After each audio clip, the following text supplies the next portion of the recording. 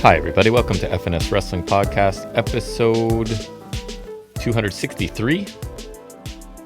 I am back down in the basement with my teenage son, Jack, to talk about some wrestling. I should have turned my computer on before we started, because now... It's typically a necessary part of our proceedings. So it's restarting, so it's okay. We banter for a bit here. There's timestamps if you want to skip past this or anything else. Find particular segments. We'll talk about Dynamite. We'll talk about Raw. We'll talk about NXT. We'll preview one night of Summerslam, because one night is happening ongoing as we speak. And considering it's the one with celebrity match, I think it's the one I care less about. Yes, so we'll talk about your thoughts on SummerSlam. I thought I might lead with that in the news and rumors section, because we talked about kind of how you feel about it, but we'll get to that. But what did we do? Yesterday we had a day a little bit, right? So because we were in Montreal for your actual birthday, we decided to do... Which was last Sunday.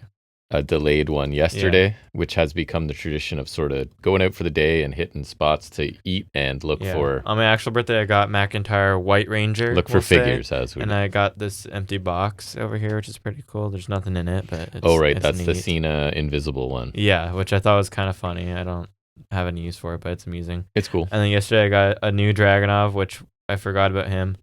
And then we got McIntyre Black Ranger. I forgot about Dragunov, and I love Dragunov. It's been a while since I've gotten the standard and chase version of the same figure, so we got both McIntyres because love McIntyre, but also the white gear is just beauty. It's from that match with And he got his Gunther stuff sorted out for SummerSlam. He is back at SummerSlam, yeah. Which is nice, I guess, for the match I'm not watching. So you were very successful finding figures and things, less successful with lunch. Oh, yeah. We tried a new place that was... It was okay. Well, I guess what started it was we went to the what's called your mother's Costco. Korean Costco. That was pretty nuts. That was fun. So we got a whole bunch of stuff there to try. And what are those drink things called that we bought a million of? The aids. That you just put on. Because they're like lemonade, but it's like watermelon aid, mango aid, pineapple aid. And you just put them over ice? Delicious. Yeah, and then you can buy ice cups there, like these like basically Starbucks cups worth of ice, and then you just dump it in there. We went back for more. Because I tried it and was like, those are good. So yeah, that was cool. And then, so while we were kind of in a new area, we decided we'd try a Korean restaurant. Your mother is Korean. I think we've talked about that on the show. So she was excited about that. Turned out it was combination Korean Chinese, which is fine, but I guess your brother liked his food. You and your mother were not thrilled with yours. Yeah, because we got the same thing. It was okay, but it's just, I don't know. A lot.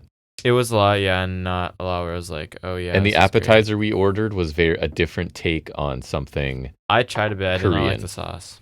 The sauce was not how it normally is when it's just the Korean version of that. But all in all, a good day out. And then, I don't know, I've been doing tons of disc golfing and pickleballing. Those are you'll see me fidgeting with some disc golf discs later. Gives me I guess I had people over when you guys were gone, and I saw a couple movies. Well, I saw Superman again. Right. And I saw Fantastic Four. Did we talk about it last week or no? I don't know. I think we did. Probably. You like both? I really like Superman, and Fantastic Four is great, which is good because they so much you bought a figure? I bought a figure the next day, yeah, and they've literally never made a good... I should have had it here because it looks really cool. They've never made a good Fantastic Four movie. Like, 05 one sucks. 07, the sequel sucks. 2015 one I haven't watched, but apparently it's like the worst one. Yeah. My computer is doing things. It's just doing stuff. Yeah, but this one was really good. And a lot of people myself included, were skeptical about the cast. Right. Because Pedro Pascal was Reed Richards. I actually know who that is. I don't have to Google image it or anything. Amazing. The Human Torch guy was the figure I bought. He's one of the dudes from Stranger Things. Okay. Vanessa Kirby watched an episode or two. Invisible Woman. I don't know what she's from. Don't know who that is. And I don't even know. I forget how to pronounce the name of the guy who plays the thing. But they were all good. It was good. Good. I'm glad. Which is surprising because, like I said, the cast I was concerned about, and they've never made a good one of those people. There's also a 1994 movie, which apparently they only made to like keep the rights to the license. So it wouldn't lapse or whatever? Yes. And that was like, it wasn't even like a theater release, but apparently that one's not great either. It's like a 90s superhero movie, so it's like super campy. It's like when they're too afraid to do a lot of superhero movies. Yeah. So it's really hit a boom in the last 2 decades. It sure has. Right, seems like they were firing them out there for quite a while. Yeah. Even you were getting kind of fatigued. They've done good this year, though. That's good. Like, because a lot of people are like, oh, Marvel's back. But it's like, I feel like it's kind of been back. Like, generally, it's been pretty good. Yeah. I really like the last one, too. That was back in, like, May. Yeah. I really like that What was it? Thunderbolts. Right. Because that's the one with, I was telling you, Kurt Russell's kid plays, like, kind of douchey Captain America. Mhm. For those who don't know, like that's the best way to put it. Although I don't think he's as much of an asshole as they try to make him out to be. So I really love him. Of course you do. Like We love the he's mid card heels, baby. Actually, the best way to put it is he's morally gray Captain America. Okay. So, I would probably like that. Because generally he's like, well, he was a good soldier, and I'm not gonna get into it, but like then he does some things that are maybe morally gray, but like, and they want to make him a bad guy. But honestly, I think in the series he debuted in, the good guys are probably bigger assholes to him than he was. Like, you're 18 plus now. We can swear all day on here. Yeah, right. But like, I don't know. I think I love his work. So, anyways, that was good. But yeah, the movies this weekend, like, it was because they both came out in July. Now that's August, I guess. Better than Kill Bill. Yeah. Oh, yes. I don't know if we talked about that. I forgot we watched. I actually forgot we watched. I got you started on Tarantino. Hopefully, I was telling you I need to get you to watch the Batman movie that you haven't watched, the newest one. I was just noticing on the cable package up there that they're playing all the Batman, like starting with the 89, all the old ones in order. I did watch They get bad fast. Nolan ones because those are the really good ones. I don't know if I mentioned that because the first, like the Christian Bale ones, first one was really good. Second one's even better. Third one's fine. Yeah. The Heath Ledger one is they all generally go one. Heath Ledger is crazy. Mm-hmm. It's just insane. Yeah, and I've watched the first Keaton one with you. I think I watched it twice. Yeah, it's good. I haven't watched the second Keaton one, and then they get cheesier. The Kilmer one and the Clooney one are really bad. I don't care. I love the Mr. Freeze dialogue. It's the funniest thing I've ever seen in my entire life. Sure, but not when you're expecting it to be something cool and you go see it as a child. Horrible, but it's one of the funniest things. I think it's objectively one of the funniest things I've ever seen. Oh wow! Like it's so like it's bad. The worst puns you could possibly. It's so bad. I've read lists of his best lines. Yeah, it's so funny. It's a classic. But no, you need to watch the new one. You never know. I might someday. 3 hours. Ooh, that's tough. Can't skip it like I can commercials and stuff on Raw. Well, you wouldn't want to. No, maybe not. Speaking of which, let's shift gears, start talking about a little bit of wrestling. First segment we always do is taking a look at some of the week's wrestling news and rumors.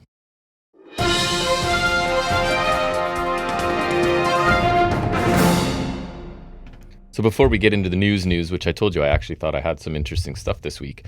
I thought I would let you, we talked about it before we recorded, your thoughts on SummerSlam. Like you're at the point to summarize where you're not sure if or what you'll watch, if any. I guess you said you watched TLC.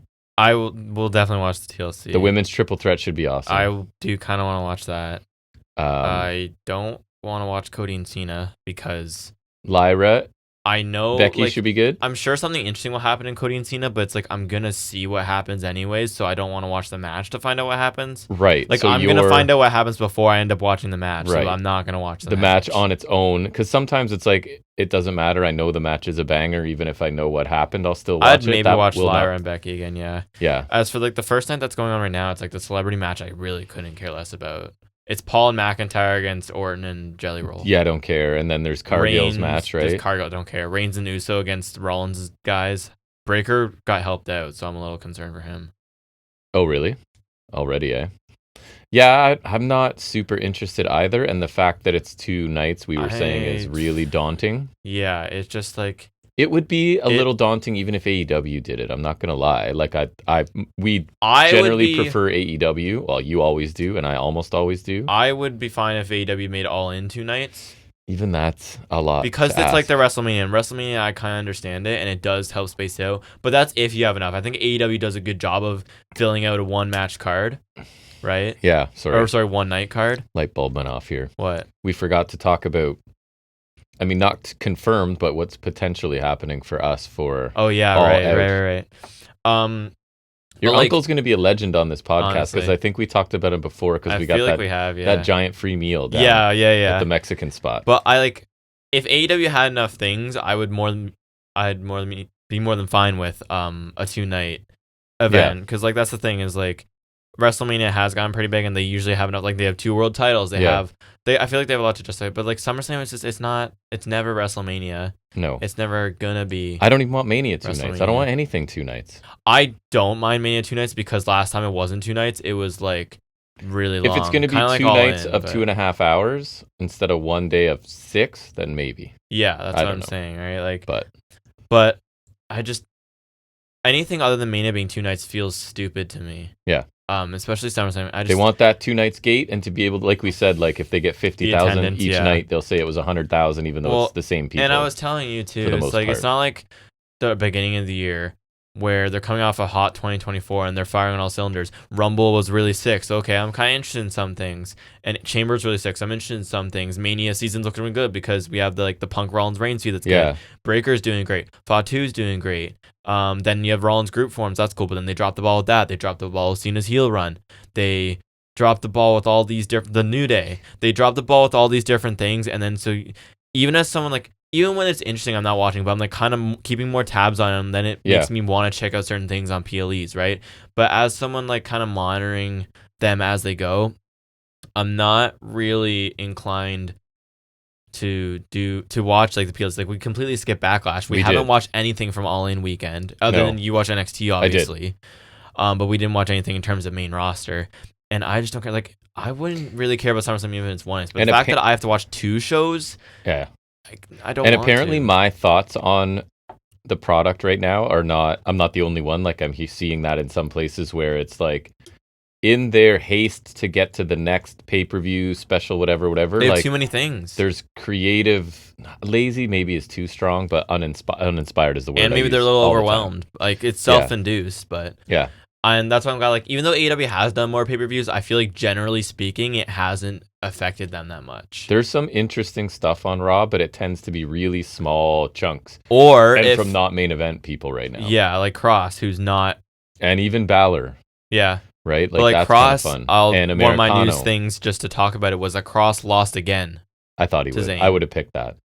So there's no way that he's renewing or they're re-signing him. I thought so. And that was the reason gone. If we had done picks, I was going to pick it because they're standing within the company currently, and one is a certain going forward and one is not. So well, it's not even a certain. It's I don't think they want to re-sign him. I don't think they care that much. I agree. So he got himself over. He did, and it's not Redacted in charge anymore, but still, though, it doesn't seem to be doing him any favors, even though you would think it would, because you're distracting from stories we're trying to tell. He's so popular that even I'm push him a bit. That's crazy. Anyone who's listened to this podcast for years would be if you had told me 4 years ago that we would be acceptable of a Karrion Kross push, then that's ridiculous, because we couldn't, when he was on top of NXT, especially me, but I remember we were just so annoyed with him on top of NXT because it was such a prime era. That's part of it. A, he's not great, and B, in contrast to that era, nothing will ever make it more clear than that 5-way match that we loved. And he's in a 5-star match, right? It's him with Dunn, Gargano, O'Reilly, Cole, 4 guys I would much rather see the belt with, right? Yeah, especially someone O'Reilly, I think now is never going to get anywhere near high tier singles gold, but at that time, off the Undisputed Era split, he was really hot, and I think they could have capitalized with him. And Dunn is always someone I'll be mad that they didn't give the ball to in NXT, because he's whatever his new name is. Yeah, right. But and to give it to Cross twice for a while, just especially because he had the look, he has the valet, he has the entrance, but he didn't. But that was it at that point. Then I think he looks so much cooler with the hair now. He can talk a bit. But then remember, there was also that promo where Cole just absolutely obliterated him, and that did him no favors. That was reminiscent of the Cena Austin theory. Yeah, Cole here's the truth. Destroyed him. Yeah, except I was happy about it. Yeah, that was the worst thing they could have done for Cross for me, is because Cole's my favorite, especially NXT Adam Cole. And at the time, he was just telling the truth. Yeah, NXT Adam Cole will go down as one of my favorite wrestlers of all time. Mm-hmm. So for him to just bury Cross is crazy. But yeah, them to not capitalize now reeks of what they did with LA Knight, because now it's I don't think they should really bother with LA Knight anymore, because he's still over, but it's I think their time passed. I don't see him enough to judge. They waited too long, and then they also only gave him a mid card title. Yeah. So it's I don't think they're gonna do anything with him. I don't either. So SummerSlam, not excited. Bottom line, we will probably still talk about it next week. Stage is pretty bland. It's just really big. If you want in-depth SummerSlam analysis, we might not be the guys. If you want me to in-depth review main roster PLEs, then get out. Hey, we don't charge anyone for anything. We don't put ads. We don't do anything. So I figure we can do it however we want. Exactly. We are beholden to no one or nothing. So getting into the news and stuff now. WWE's, again, I always end up saying this. We talked about this already, but not on the air. WWE's long-term plans for AAA, which is essentially we were talking about this, right? NXT Mexico. Yeah. The idea is to align the AAA style closer to the WWE style. The idea so just is like to siphon off Mexican wrestling.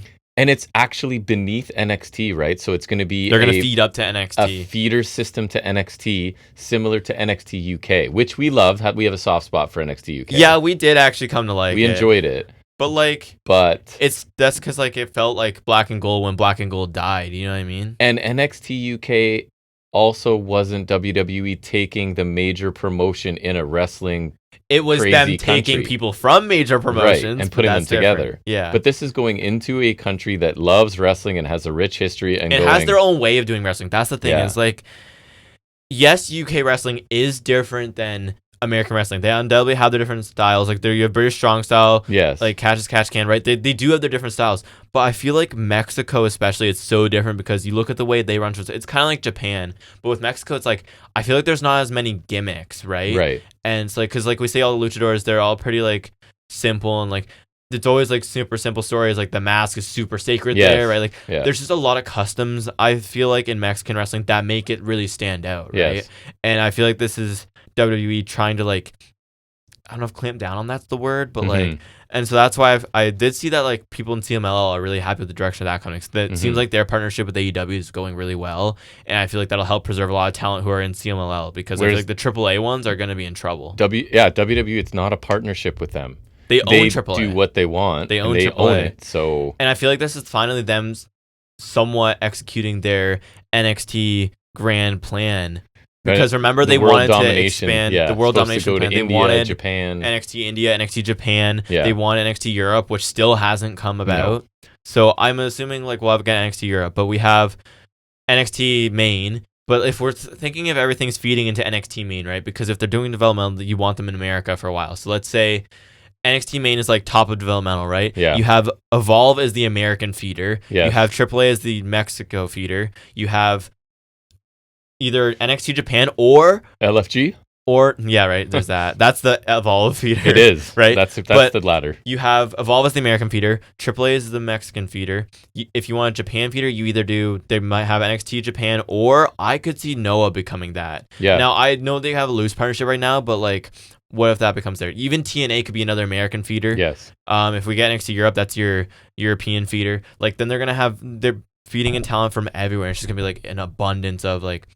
And if you give each one a weekly show, whether it's on YouTube or Tubi or Netflix or Peacock or whatever, there's so many things that they have. So the idea would be that by the time they get to NXT, they can work the WWE style, wouldn't have to be taught. So is this finally NXT becoming a third brand? Because it's like, wasn't NXT the spot where you learn the American style, remember? And then it's like... Yeah, that's right. So now it's like NXT's up totem pole or something? And now it's, quote, the Mexican coaches will be brought to Orlando to learn WWE methodology before they can start teaching.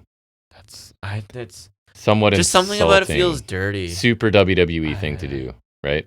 I just like, why can't they just let Mexican wrestling be like Lucha Libre? Why can't Lucha Libre just be? I know it's not always for me, but just let them have their stuff. But it's not for me. And if you want to take people like Vikingo, who are undoubtedly great, and bring them in WWE, that's fine. But train them American style there. Don't like ruin AAA for the people who like it. Like.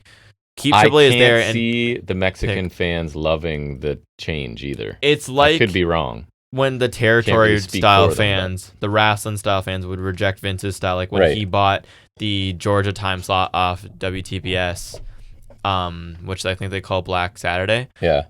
I think it was like sometime in the 80s. And he bought it from... He purchased, I think, shares in the Georgia territory from the Briscoes, right? Mm-hmm. And I think the booker was Ole Anderson. Yeah. And so I trust you. Yeah, and well, because I've watched his videos, I've seen the story numerous times, so I'm pretty well versed on it now. And basically, like, he bought out the shares, so he owned the promotion pretty much, the Georgia promotion, because he tried to buy the time slot and Turner wouldn't do it because this is pre-Crockett, I think. Yeah. Or it was around that time, but like before Crockett and WCW were on TBS. And so then Vince had the time slot, but then instead of doing like studio-based wrestling like he was supposed to, like kind of like think Power, but obviously old. Yes. He would just send in pre-tape matches from like his live event cards or whatever, and maybe like do with the odd studio match. So basically not what they wanted. And so instead of like it's like the Vince style, like, steamrolling. Like, you're gonna watch what I think wrestling is, and like you're gonna like it, but then we're gonna force feed you till you develop a taste for it. The territory wrestling fans didn't like it, so then Turner allowed I think it was Bill Watts UWF and the new Georgia one Oli had onto there, and then people stopped watching Vince's time slot, so he had to sell it, which I think got him money for Mania. So this would be pre-first WrestleMania, but like it's the same thing where like he's coming into foreign style wrestling, or like a opposing style of wrestling, and like it's not him this time, obviously, but WWE imposing their style, right? It's the same idea. It's just decades later, I guess we've learned nothing. Yep. Your turn. That was my first story. Yeah, that was a lot of talk on that. It's all right. It's interesting. That's what I mean. I have some interesting topics this week. Couple different title changes. I'll do 2 for 1 here. One was I was telling you MJF winning the CMLL light heavyweight title. Yeah, that's crazy. I don't know if he qualifies as a light heavyweight. Does he? I feel like no. I don't know. But yeah, that's cool. And he got challenged by this other guy after, so maybe he could defend it at Forbidden Door. I'm not sure, or maybe he'll defend it against Mystico. I'm not. Yeah, that would make I could see that for sure. But yeah, so that's kind of interesting. And then finally, Kyle Fletcher did win the TNT title in a street fight on Collision. He beat Dustin Rhodes for the title, so hooray! Good for him. It was overdue. I guess they gave him Dustin that feel good moment, which is nice. But I'm glad the title's where it's supposed to be, and Fletcher gets his moment. It's them going like titles can change hands on. It's not quite a house show, you know what I mean? But like, hey, you should watch Collision because I will say to their credit, they put this title match on Collision, title changes. They put a couple of tag tournament matches on the Collision. Those are important. And Moxley and Darby doing stuff. So I will say, Collision did look decently worthwhile this week. Did you watch it? I didn't. No. And it was on Thursday too, so not even like it was the Saturday one. I just didn't watch it. So you're right to be suspicious. My quick research without chance to really double check says CML light heavyweight division is defined between 203 pounds and 214 pounds. MJF current weight says 229. So what is going on here? What are we doing? It's not even real.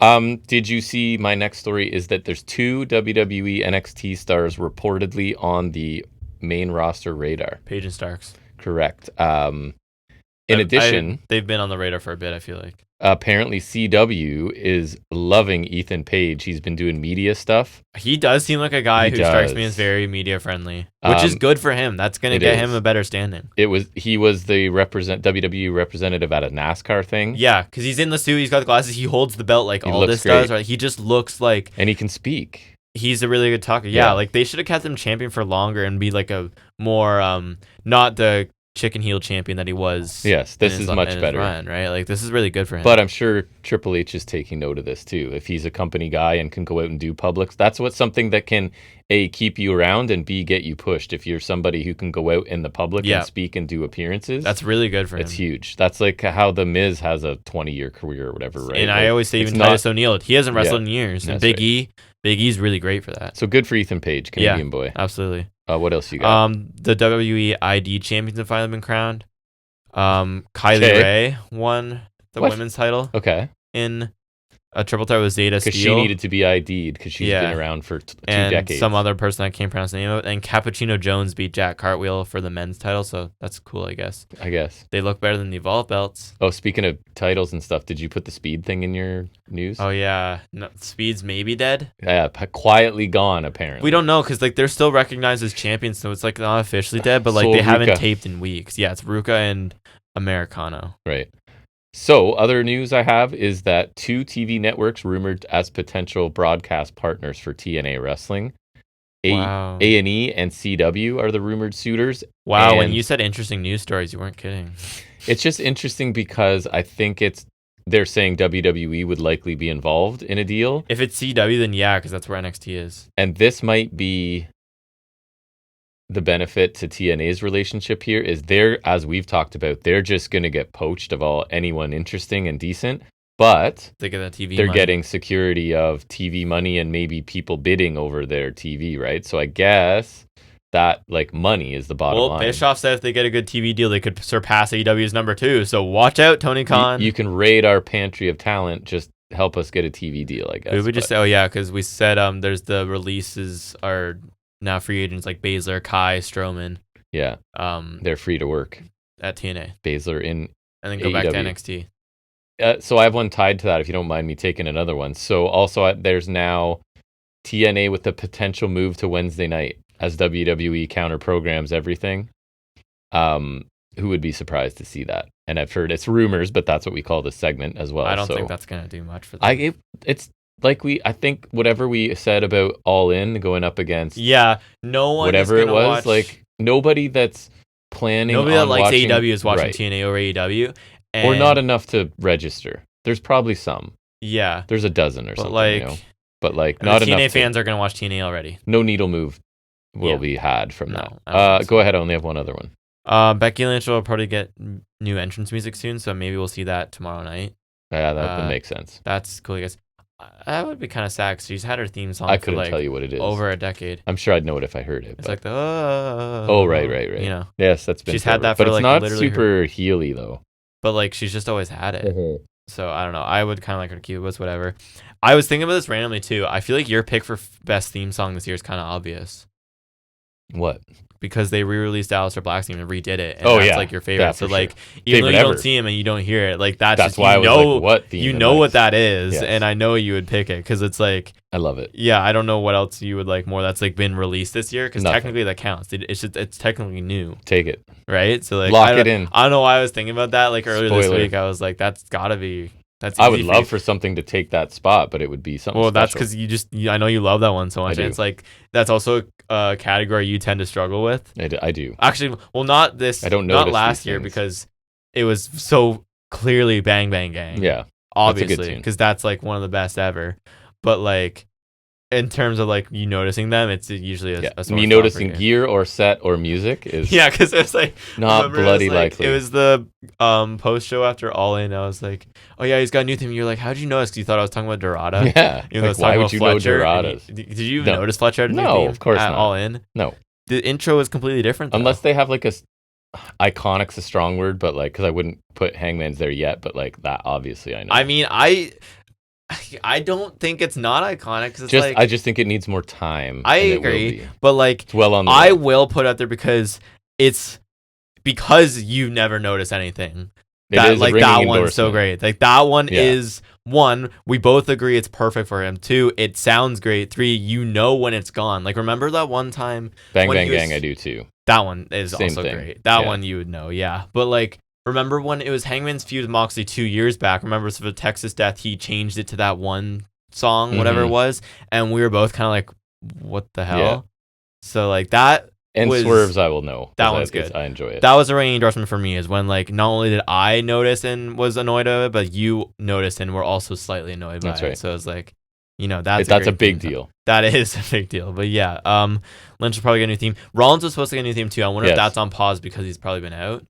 We'll see if he's actually yeah. I'm now leaning towards he doesn't cash in, but I still am not convinced he's hurt. Now is it like okay? Not so because he's hurt, just because they're not. let's just say it is a work still. Yeah. Are we looping back around to where it's like okay, it was a work so that he can cash in, but that so it's surprising. But now since everyone knows that he's gonna do a Right. surprising cash in, we've looped back around to That's- he's not cashing That's in. where I'm at. Right? Almost like exactly. we've kind of done a 360 back to There's- he's not cashing in. That their priority is to not give people what they're expecting. So now they're not gonna Right. yeah. So that's why I'm saying I don't think he's hurt, but I don't think he's cashing in either. That's where I've settled in. I the day love that it before shifted happened. back around. That's awesome. Last thing I have is, and this doesn't surprise me, WWE reportedly strongly considering having Dominic Oh my Mysterio god, yeah, I have that. win another title, the AAA Mega Championship. That just seems like a no-brainer, right? Yes. They're gonna have him go back down to NXT. And then they'll have him as the AAA top champion appearing on WWE programming. And apparently everybody is kind of on board with that idea. And it's I mean- heavily considering making him the face of AAA for the time being. Makes sense. It does. It's amazing how far he's come. I agree because both I thought in-ring he and character. sucked. Character-wise, I thought he was so boring. he is a much more dynamic character than his father. Not Yeah. at his level in ring, obviously. But Rey not Mysterio's bad. kind of always been babyface, other than Filthy Animals. Can he just? And when he speaks, he's not. Yeah, great. he doesn't exactly. Dom is so I good agree, as that's this fair. just slime ball. Yeah, that is all I have. I think the last one I had was the first matches for Forbidden Door announced because it came from Collision, so it's obviously not something we were watching. I think it's from Collision last week, not from. What this is it? week. It was, or it might have been from last night actually. Sorry, not last week.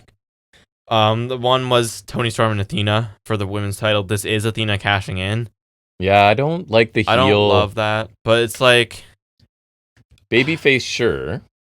And I call don't know. your shot. Heels shouldn't It call was- the shot. she wants to like beat Storm on a big stage, no excuses, and then also Storm is bad luck in London because I guess she never won it all in either time. That's not a heel play though. I don't disagree with you, but I don't like as long as she wins, it's fine. But this kind of makes me a little more worried.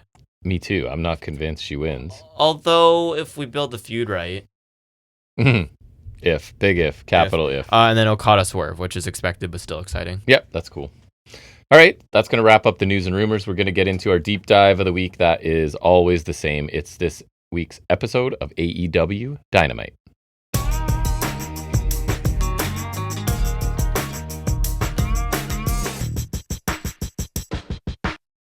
Certainly not what I expected for a main event on Dynamite this week, but not disappointing. We'll get to that. No.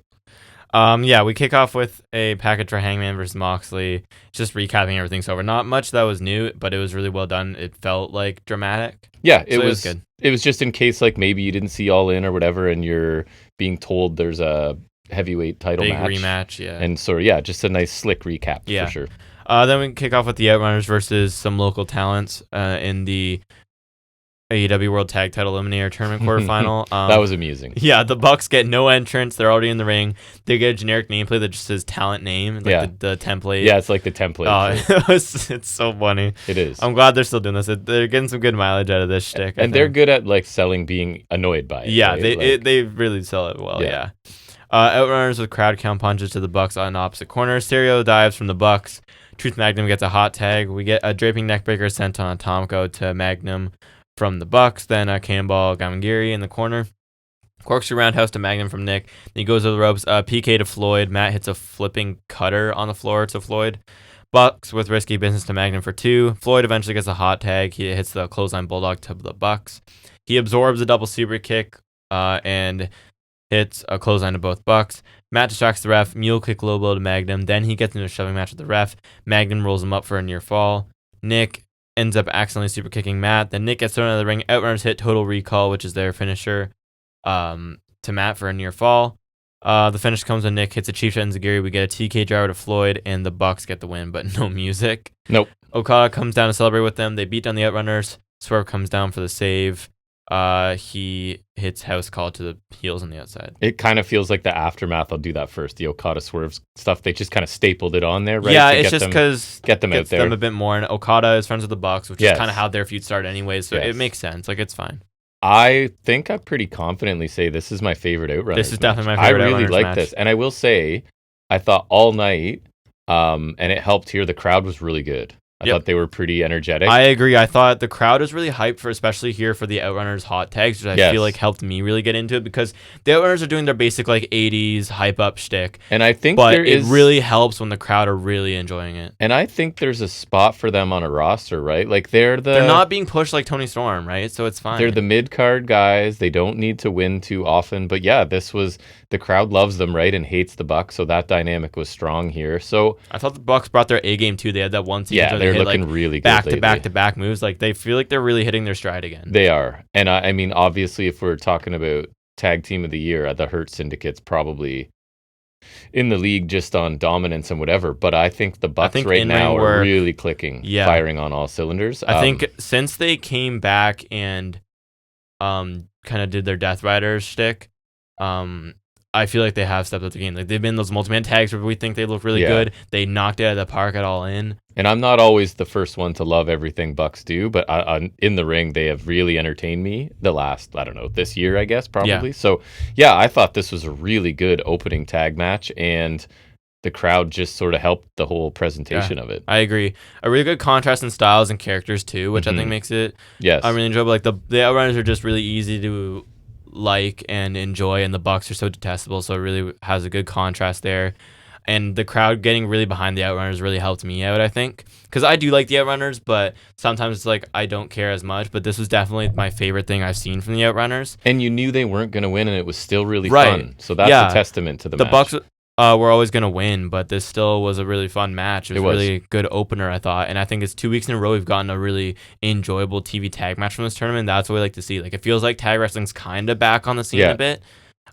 which is really relieving to see. And I haven't watched any of the tournament matches on Collision, but they've been regular there, so that's good in of itself. Like we had 2 this week, right? Yes. So I think it's really good, and I really like this. So. I'm not. This is gonna sound mean, and I don't mean it to, but I didn't, just because of their style and stuff, I didn't know I could like an Outrunners match this much. I agree, but right? that's I think it's great. 1, a testament to they're probably better than we think. Mm-hmm. 2, also a testament to the Bucks' abilities, because they can get a good match of pretty much anybody. And I think, like you said, it's that character dynamic. Everyone wants to cheer the Outrunners so much, and it's so fun to hate the Bucks now that it was just a great timing for this. Speaking of people we like to cheer, then we get Mark Briscoe interview. He is talking about MJF, but he gets cut off by Ricochet and Goa. Ricochet says Mark has to worry about him tonight and not MJF because he'll send him out in an ambulance again. Mark says he's a different animal from their last match, and what he's going to do is a fraction of what he'll do to MJF. Ricochet says it doesn't matter, he'll see Mark tonight. This is solid, but they both mess it up. That they both set Revolution.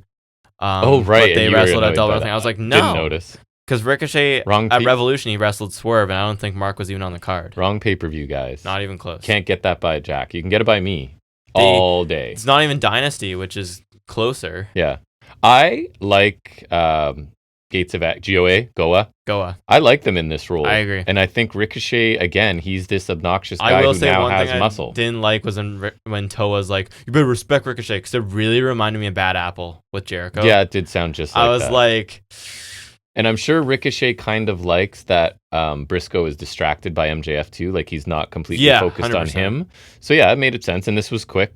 It was good. Solid. Then we get MJF backstage. He brags about Happy Gilmore too, says he's future 2-time champion. He's here to show the Syndicate are fine, and he knocks on the door. Shelton answers, and MJF apologizes for Lashley last week, says now them and MVP can get back to business. Shelton says MVP isn't here because he's disgusted with MJF, and MJF says he gave Shelton his watch. And Shelton says it's the nicest one he's seen from Temu because he can recognize a fake. He says the only reason MJF didn't get laid a month ago is because MVP stuck his nose out for him, and Shelton says MJF is out. First of all, MJF assuming that, like...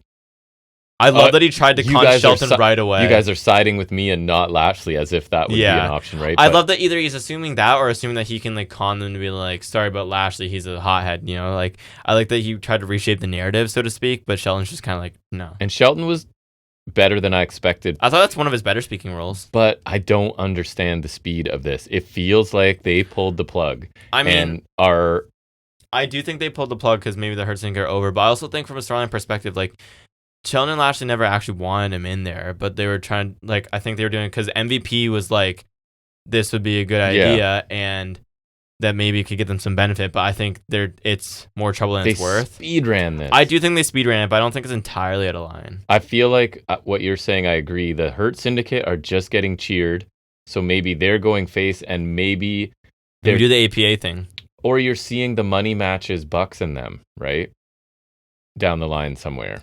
Or FTR in them. So you need to... Because FTR also heel. Right. So I feel like the only tag teams they really put any energy in right now are heels. So the fans want to cheer them anyways. But it really just... It's weird to me that they did this and then pulled the plug. So we spent weeks and weeks and weeks of this guy trying to get in. Too many. I know. And then not enough on the other side. It's a rare miss for me for them. But I like everyone involved. I just don't understand what they did here, really. Yeah, I agree. And MJF obviously is booted out now, so I'm wondering what's coming of that though. Like, what do we do after he's gone from them? Well, he's gonna deal with Briscoe, I guess, and Hangman, probably. I would assume. I guess so. I feel like maybe this is gonna sound crazy, and it spoils the main event, but I feel like they might go Briscoe Hangman before MJF Hangman. Because remember how I'm saying they need to, like, I was saying last week, if you're going to go with Briscoe, you got to go with Briscoe now. He's not going to be hotter than this. And you could do a babyface thing at a lesser show. Yeah. No offense to Briscoe. We love him. But, like, come on. Yeah. And I think that would work. That. Right? And because MJF's the bigger match, the one where the title could change hands. So I think we need to drag that out a little. Because Hangman cannot be losing yet. Yeah, for sure. But anyways, we'll see. Then we hear from Christian Cage. Yeah. This was interesting, I thought. It was. He says, I'm Christian Cage and I'm an asshole. He says he's numb to the world and everything in it. He was obsessed with becoming world champion, and at Revolution, he walked in to fulfill his destiny. He hit a picture-perfect spear and caught a glimpse of his past. Instead, for a split second, he became an asshole with feelings, and it cost him everything. And that turned his own family against him. They started questioning him, and that's what he had a problem with. He said when it comes to this business, he spent more money on rental cars than either Kip or Nick have made in their entire careers. True. It's probably true. That's crazy. He said he didn't think the three of them would be confident enough to pull it off. He spoke about how there's probably a lineup of people outside to meme him for what he said and done. And he heard what Copeland said a few weeks ago. He mentioned things that he said to Copeland during their feud. And he asked, was it really that bad? And he did Yes. I thought he made a decent point that, like, Copeland's been opportunities and he's been known to do some low things to become a top guy in the business. I agree. I don't think he's wrong. No, he's right. And so that was an interesting point. He said maybe he has found himself, maybe he didn't. He's the rated R superstar and like stole people's girlfriends. He had a live sex celebration Right, to so like commemorate a title win. he did a lot of things. Like, come on. Yeah. Like, he slapped John Cena's father.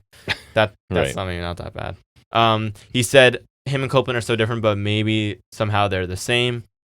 He spoke about the patriarchy. I think he made a sex joke with Shayna Wayne. I think it was like crawling on a gaping holes, Yes. and then that was He did. That was certainly a thing that he said. You're 18 now.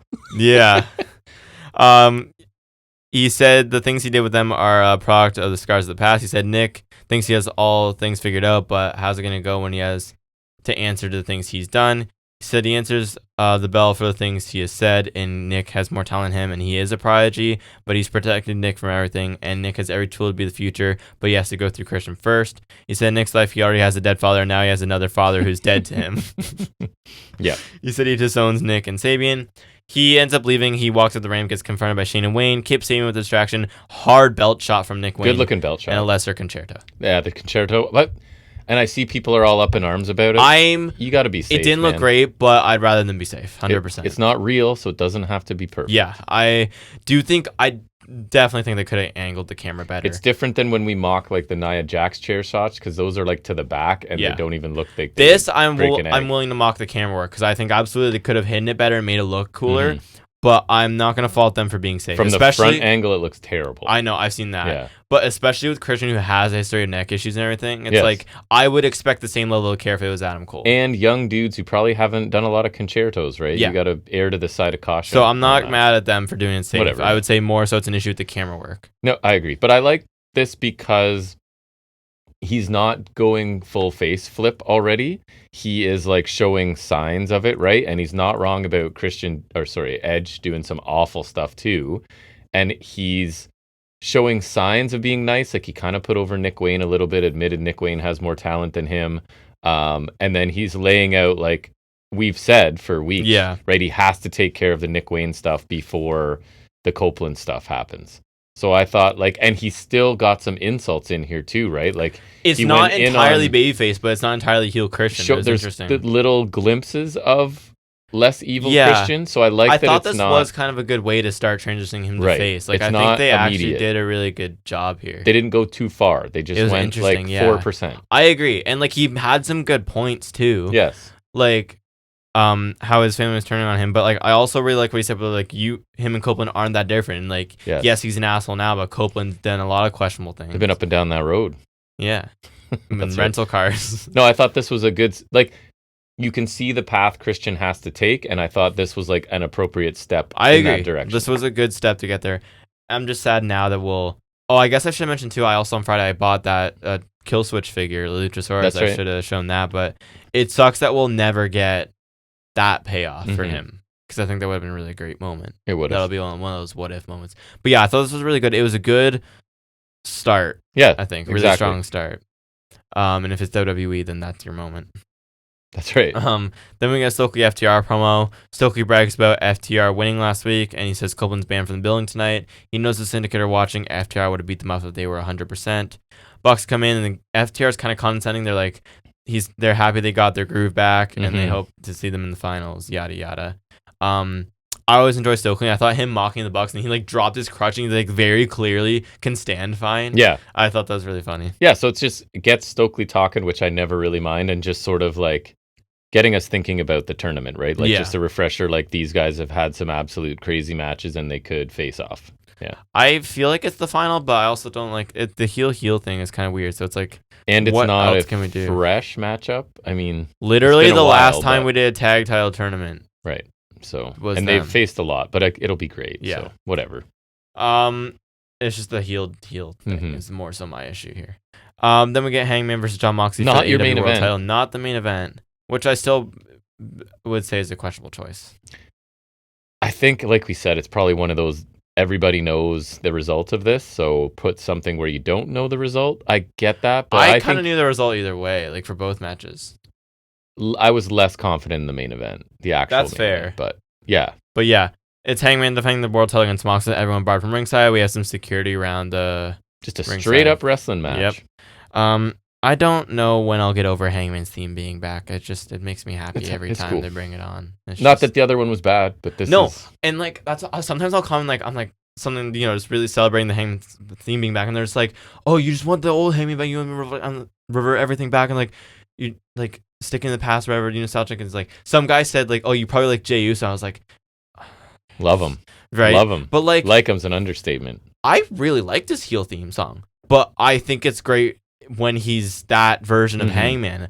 I think it suited him perfectly. I just don't think it suits him now. Mhm. I think, and I always said this too. I think Ghost Town Triumph, this theme song, will always suit him no matter what. And I feel like Black Hat, the heel one, it suits that version of Hangman. Mhm. When he was like revenge obsessed, angry heel, mustachioed, like I feel like it fit him then, right? It just has that tone, and it's a great theme song. I really liked it. Like when they replaced it, I was like, I remember we were both thinking like it's good. Like Yeah. I was disappointed that his OG one was gone, but like it felt appropriate. It It's did. just I think this one is again feels appropriate now, and even more so. It's very nice to have it back. Makes me happy to hear it every week. And just the old Tron too, with the horse trotting along Yeah. the screen before his logo flashes up. Like I just remember that because that was also gone when he turned heel. Right, it was different Trons. For a while, his Tron was just him sitting in front of the burning house, Right. which would still be like one of the greatest pictures Yes. ever. But again, it's just very nice to have the old aesthetic back. And again, he's got the more beard now. Like the mustache is kind of gone. It looks more and more like old Hangman. It's very nice. I'm going to see. make a sound drop for like a minutia alarm or something Yeah. for you. Theme talk, beard, facial hair talk, Tron talk. Tyler Rust. Although there's people interested in it, listen. So That's true. you've got supporters. They're not scaring off. Rapid forearms in the corner early on from Hangman. Very aggressive Yes. forearms. Yeah. No, not fork though. So this is you got to No forks. compromise for that, right? They You had got to to- make up for the no fork. It's crazy how to contrast the two matches. Anyways, I'll talk about it. Yeah. Then, yeah. Hangman gets Mox in a sleeper while he's seated on the top turnbuckle, so kind of like hanging Mox for a bit, but obviously the ref counts, so he has to break it. We get a sliding lariat from Hangman for 2. A strike exchange, Mox with some close knees to the head and a German suplex. Hangman flips out of a German from Mox, and he connects with a rolling elbow. Flawless slam from Hangman, then he goes for a springboard clothesline. Mox ducks, but the comeback lariat with the left arm from Hangman finds the mark. We get a pile driver on the steel steps, which look nasty. It did. Mox with chest kicks and right hands that fire up Hangman. They probably hurt more because he's not wearing kick pads. Probably. Which I was saying, I think it would have been interesting if he did, just to like change it up a bit, since like, it's like Texas Death, you don't wear kick pads, and so now it's like a wrestling match. you could maybe Minutia wear kick alarm. pads. Woo! Kick pad talk. Mox's kick pads. Right. Where was I? Yeah. He catches a boot from Mox, then hits a rolling elbow, then they trade blows. Boot in a back suplex from Hangman. Mox pops back up, so a big lariat from Hangman. Hangman lands over the buckshot. Mox knocks him off the apron with a shotgun dropkick. We get a Deadeye on the announce table, which thankfully didn't break prematurely because it was the Osprey match, I think, right? Mhm. Where there was the announce table. It collapsed like Dwight's desk made of when Or like- Jim built whatever yeah. cardboard or Yeah. whatever it was. Out of the wrapping paper one. Yeah. That's what it was. Yeah, right? yeah. Hangman with the moonsault off the middle rope into a tombstone power driver for 2. Hangman goes for like the Danielson style wrist clutch stomps. Mox counters, locks Hangman in the bulldog choke. Hangman's able to eventually counter. We get a label lock, courtesy of Danielson. But Mox is able to eventually get to the bottom rope. Deadeye on the apron does not go through, but Mox breaks his back in a stiff, like a gross pile driver on the Yeah. apron. Looked nasty. Gotch pile driver in the ring for Mox for a near fall. People are definitely going to be bothered by that. A lot of pile drivers and dead eyes, right? And just like the kick out off the pile driver, Yes. people are going to be like, oh. Doesn't bother me. Nope. Orihara moonsault from Hangman. Hangman with a Deadeye, but he kind of like spun Mox a bit, and his foot hit the ref, so the ref is down. The Death Riders come in through the crowd, but they get stopped by security. This allows Shafir, who was separate from Claudio and Yuta, to come in, hand the belt to Mox. Right. He decks Hangman with it and covers him for a pretty close near fall. Great near fall. Yeah, very good. Even though you know it's not happening, it's still but it's really like when well. they get you thinking. Really like well that, done. Right? Yeah. Death Riders get ushered up by security. Then Darby like appears on a balcony and dives off, so that's great. Very Sting-esque crossbody, I thought. Like it reminded me of the old man dive Sting would do, the way he did the crossbody from a very high balcony. Yeah, like much. So more it was really cool, but like just the it. way he dove really reminded me of Sting, which I thought was kind of. I think I'm nice putting it in the thumbnail a little bit, whether it's intentional or not. Yeah, that's nice. Hangman with the buckshot goes for the Deadeye. Mox slips out, locks in a sleeper. Hangman counters. The Deadeye connects. We get another buckshot. Hangman gets the win. Awesome TV match, and crazy to think like after they had to follow Texas Death, and somehow I still really enjoyed them having like a straight up. Sure, there was a bit of interference there by Shafir, but like very brief, and it allows Hangman to decisively move on from Moxley and the Death Riders. Yeah, this felt clearly decisive. Sends Mox in a collision course with Darby Allin. Again, I thought the crowd was really hot and into this. Sure, it pales in comparison to the Texas Death, but for a TV match, this was 26 minutes or something like that. I thought this really delivered. I thought a really good match. I think it's really good for them to have like two really strong yet completely different matches in the same month. And a really memorable spectacle of Darby Allin, right, jumping off the balcony. So he did mostly land on security, I think, and not so much Death Riders, but whatever, right? The match was helped for me by the lack of the Death Riders being present too. So I liked that that was limited. It was still entertaining and really action good match, packed, but it felt really different from Texas Death. Right. To the point where I'm not like really comparing them. It's more like a contrast. Yes. And to the point where I'm like not disappointed with what we got here, even though I definitely preferred All In and it was 100% better just as a total package. But this, I felt like what it was supposed to be a different kind of match and an emphatic end where it's like there's no excuses for anybody. Right? I think on this show to this point, like we're 2 for 2 really good matches, one tag, one singles, right? Yeah. But yeah, really strong TV match. I don't know how it was in the main event, but they still delivered a really, really strong match. Really hard hitting. Never a crazy fast pace, but the action was still quality and like it was steady. Mox was aggressive with the pile drivers. There were numerous, but that one on the apron was nasty. But some solid near falls, much like the opener, despite the result never being in doubt. Like an emphatic win for Hangman, which was necessary, and hopefully he moves on to something better. And Mox has Darby on the horizon, so like it accomplished what it needed to, and honestly, a really strong match. I think it'd be like a sleeper pick for TV match of the year. I think there were better ones, but like I think it could at least get nominated in the discussion, right? Yeah, it's in the discussion. I think my favorite TV match will probably still be Ospreay Takeshita from Spring Breakthrough. Yeah, probably. Just the final minutes of that match were absurd. Like I remember I watched that again. It was so insane. I would watch that one again too. It's weird on our cable thing. We have Dynamite there, but then Dynamite, that specific Dynamite is its own thing. Maybe that's why it's so special. That was probably my favorite TV special of the year because remember there was awesome. Athena and Monet too. It was a lot of wrestling, but it was stacked. But that Ospreay Takeshita match was insane. Like that was one of the matches that made me happy to be watching wrestling. Apparently, I was telling you his Sabre Takeshita G1 is. I'm hearing the G1's a little underwhelming. Not that I listen to a lot of sources, but I mean that's just New Japan now. Yeah, right. That Takeshita's killing it. When doesn't Takeshita kill it? Takagi's been really good. And I think it was Sabre's always good. Wei Ting has been impressed with Drilla Maloney, and I trust his opinion on stuff. So. I did see he just had a match with Takeshita as well. Yeah. Anyways, next we get Toni Storm and Alex Windsor against Athena and Billy Starks. Yep. She sucks. I wouldn't say she sucks, but she's got a case of Natalia, right? Yeah, but Natalia's at least smoother a little bit. Well, Natalia's also been wrestling for 50 years. That's why she's better. I guess. Storm with the backbreaker, and then she tags it to Windsor. They do some double team stuff. There was like something where they're like holding hands and like... It was a lot of Windsor selling for the hot tag for Storm, right? Windsor hits Starks with Willow's belt for 2. Athena Starks hit Willow with an assisted double foot stomp. Windsor with the Liger Arm to Athena for 2. Starks breaks the pin. Windsor with the Discus Layer to Athena for 2. Starks breaks it with the Swanton Bomb. Storm gets the hot tag. The finish comes in Storm, lines up Starks with a Storm Zero, but Athena made a blind tag. She hits the Eclipse. I will not call it what it's called because that's a bad name for a move. And Athena actually does pick up the win here. Yeah, I thought this was a solid tag match, and they worked hard, and there was a good pace to it. Definitely my least favorite match so Oh, far. of course. It was solid. I think Windsor continues to look solid. Me However, too. I was more impressed with her debut, and I'm waiting for her to develop some more character because I want to get more invested in her. I agree. But I think her she needs something to fire do. and her aggression are really good. I think she got bogged down getting into the Tony Storm antics a bit. That Yes. didn't help me. But I think in general, she's quite good. And I think the crowd responds well to her, which is a good sign. Although, again, this crowd was pretty into everything. So I thought it was a good match. And it's nice for Athena to hit her finisher and pin Storm clean.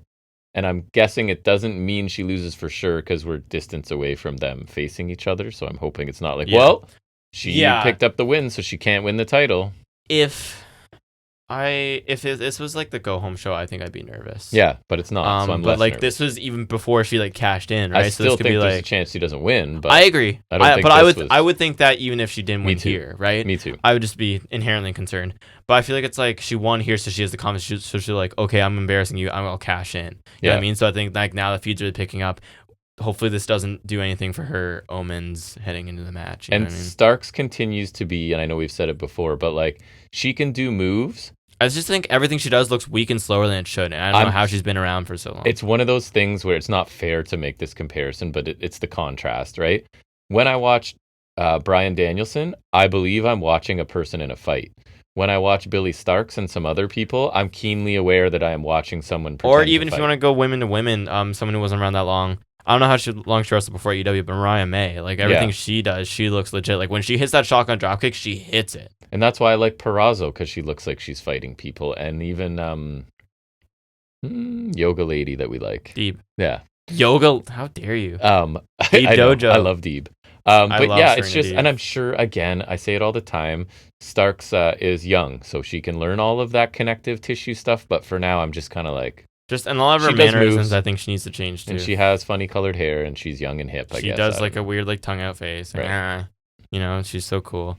Anyways, then we get a Hangman interview. MJF interrupts, calls him Seabiscuit again. I think it makes me laugh.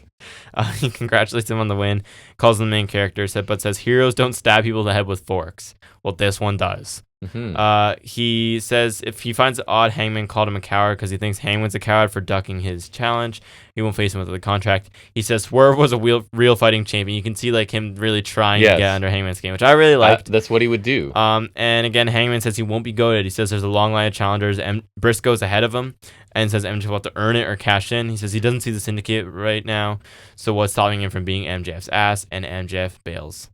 These guys have such great interactions every time. That's what I'm saying is my first thing I wrote. Just keep doing this. These two can do this dance for as long as they need to, right? MJF trying to manipulate his way into him because MJF is trying to give himself two chances, right? Yeah. He already has one locked away. He's trying to just drum up another opportunity for the title, and Hangman is not an idiot, so he sees it coming a mile away. I really like it on both ends. Yeah, me too. MJF's like the cunning, manipulative guy we know him to be, but Hangman, while sometimes he's manipulated in the past, like we had the whole reason he had issues with the Bucks. Remember when he like cost them that match? Yeah. Because FTR were kind of like goading him or whatever, right? But it's almost like MJF he's improved now. MJF hasn't found the right angle yet. No. Right? Like he needs to come back. That's what I'm saying. Like into his self-esteem or whatever again, right? Yeah. So or maybe Hangman's just in a better place right now, right? Like, and that's just not going to happen. But I like that Hangman's not stupid. And they can, again, keep doing this where MJF's trying to double his chances and Hangman's not falling for it. And if MJF doesn't want to earn it, he just wants to like be granted a title shot before his title shot, right? I think Hangman's also smart and he might be goading MJF and trying to earn a title shot because he's like, oh, maybe Briscoe will get a title shot before you, right? So now that's going to eat at MJF and make him want to like maybe actually work to get a fair title shot before Briscoe, right? And that's the very guy MJF's having trouble with right now. Exactly. Too. Yep. So I like that MJF tried to use a rival and Swerve to get at Hangman, but the Hangman kind of seemed to turn that around, right? And without the syndicate, MJF's a lot more back to his old ways. Yep. Then we get Willow interview. She talks about how Tekla ignored her challenge and made a new group instead. She says she knocked on TK's door so they'll have a match on Collision. Definitely a unique promo, but it was good from Willow as always. And the Triangle of Madness is the faction's name. That's stupid. I love Willow, but I thought she was going a bit too far in whatever. Like, what's the goofy's not the word, but like, I don't know what it was. She's super charismatic, but I thought she was leaning a bit too far in whatever the direction I'm trying to say is, but I still like her. Yeah. And I think she's underused. Agreed. But wasn't my favorite. promo first. Then we go to our main event, which is Briscoe taking on Ricochet. We get a suicide dive from Ricochet early on. He tries to use a chair. The ref takes it away. Briscoe rolls him up for 2. Briscoe catches a kick from Ricochet, flips him on his stomach, then bips him on the head, which is that's the new term. Yeah, yep. That's the new lingo. Springboard clothesline from Ricochet for 2. We get Briscoe going for the scissor kick through the ropes, but Khan takes the hit for Ricochet. Then Briscoe hits that chair-assisted dive onto the floor onto Ricochet and Khan. Big lariat from Briscoe. He goes up for the froggy bow. Khan has the ref distracted, so Leona shoves Briscoe off the ropes, and then we get a vertigo from Ricochet for a near fall.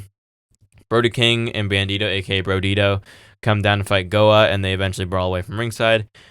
Briscoe with a small package, rolling up Ricochet for a close near fall. Knee strike and a kick from Ricochet. Briscoe goes for a J Driller. Ricochet gets out, but Briscoe finds a nasty lariat. The J Driller lands perfect, and Briscoe does get the win. Yes. But he gets on the mic, says he's just getting started tonight. He said MJF brought up Jay's name twice, so shame on him if he doesn't beat MJF's ass right now. He said he's never felt like this before, and he won't see Jay in heaven because he'll go to hell for killing MJF. And like having no remorse. Like there's no way I can find any remorse for it. So I can't go to. I thought that was a cool angle to take. He calls out MJF and says, let's do this.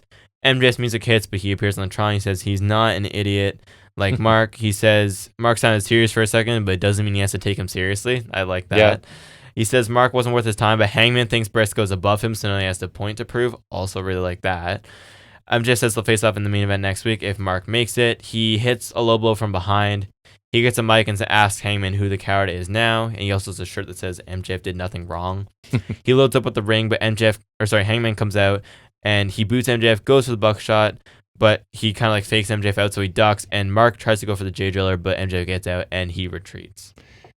So first of all, I liked the match. I thought it was very good. Again, I wasn't 100% Briscoe would win. Like Hangman Moxley, very different from their last match, because their last match was that stretcher match, which was bloody and different, that was awesome. So again, I feel like you have a contrast between the rematches where it feels like we're getting something different. And lots of interference from Goa, but that suits Ricochet, right? And it even helps Briscoe feel more resilient as the babyface everyone loves, right? Good match. Ricochet delivered a ton of cool offense. Briscoe teased the J Driller a few times before just nailing it, right? Yeah. And that move should end matches. That should protect that. Yeah. Fun. Kind of quick for a main event, but I thought good. Yeah. I don't think it really holds a candle to the stretcher match because that was epic from Double or Nothing, not awesome. Revolution. I love that match. But I didn't expect it to, and I think it was still really good. So it was a quality main event. Wouldn't have been my choice. I still think I would go with your world title match. I agree. But not a bad match to get for a main event on any other week. Nope, for sure. And it feels like they're starting to put some more gas behind Mark and his stock's going up, and I really like that. It makes sense to capitalize on right now, like you've been saying. And I like the interaction at the end of the match, too. He's super over. His mic in ring work speaks for itself, and I agree. The interaction after was great. I love that MJF's only giving Mark the match he wants because Hangman is like questioning his... Hangman's kind of puppet mastering cowardice a little bit right now. Right? So I like that. That's getting at MJF's ego, so he won't allow Mark to be better than him. I like that. I think it's ironic MJF tries to goad Hangman into a match, but he kind of gets goaded into a different match because of Hangman. And Hangman himself brought up facing Briscoe, right? So I think that is a path. I do think so, yeah. Which I'm cool with. Should be a great match next week. Yeah, so going over this, man, like I really like this episode of Dynamite. We got tag match I really liked. I don't think any of the matches were bad. I think the women's match was probably my least favorite, and it wasn't bad. The 3 matches I really liked. Main event, the Hangman match, and the tag match, right? Enjoyed the Christian segment that was pretty lengthy. Enjoyed the... anything with MJF. The little bit of MJF Hangman. The only minus for me is the Hurt Syndicate stuff being so turbo run through. It's very close to... I went B+, very close to A-. Like if you gave it A-, I wouldn't object.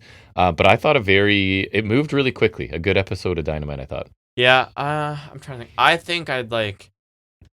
it doesn't quite feel like an A-. I know. Even though it was really strong. I will agree with the B+. Like I was thinking about it, and I do think you could justify an A-, and I'm almost there. But I think I'd like a little better. Like I did really like the matches, but I think there's even like a couple better matches we could see. You're right. So like I do think it's almost there, but it's just not quite. It's like if I'm thinking like we had that A- show, the A-range show with Ospreay and Takeshita. It's like that. The matches here were really good, but it doesn't make me feel a match like that would pull up the average that bit. Not that anything was bad, but a really good show overall. Yeah. All right, let's shift gears again. This time we'll get into, I've got some trivia lined up for you, my last little bit of Summerslam trivia, since it's happening right now. So we'll get into that right about now. It's Off the Top of His Head.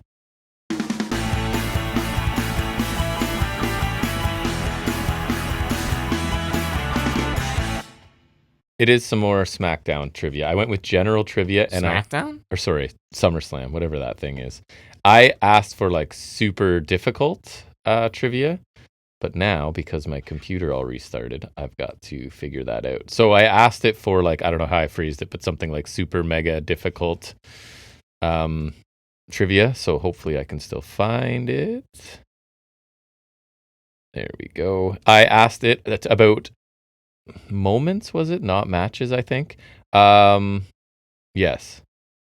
So I asked it for 15 super mega difficult SummerSlam questions with multiple choice options. So it could be match related as well, because we went through worst and best already. Okay, so I think some of these are really hard, but we'll see what you know.